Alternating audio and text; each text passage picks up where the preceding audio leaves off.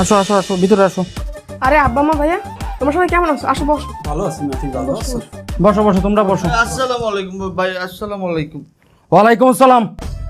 তোর সাথে আমার কিছু গুরুত্বপূর্ণ কথা আছে। কি কথা ভাইয়া? বাপ মারে যায় রয়ে গেলাম, 6 মাস পরে এসে নিয়ে যাব। 6 মাস বাবা মা এখানে থাকবে, মানে এখানে বেড়াবে? বেড়াবে কনে?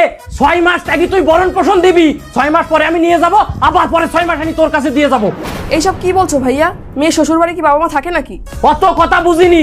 6 মাস তোর বাড়ি থাকবে, 6 মাস আমার বাড়ি থাকবে। 6 মাস তুই বরণ পোষণ দিবি, 6 মাস আমি বরণ পোষণ দেবো। কথা ক্লিয়ার?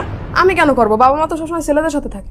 ও বাবা মা সবসময় ছেলেদের সাথে থাকে কেন? নারী সংস্কার আন্দোলন করার সময় মরেছিল না? খুবই তো আন্দোলন করলি, নারী পুরুষ সমান অধিকার। ঠিকই, তোমার বাপ মার সম্পত্তি তুমি অর্ধেক অর্ধেক ভাগ করে নিয়ে আসলে। তখন তো আর মনে ছিল না যে বাপ মার সম্পত্তি অর্ধেক নিয়ে আসলাম, তাহলে অর্ধেক খাতিও দিতে হবে আমার, পত্রিও দিতে হবে আমার।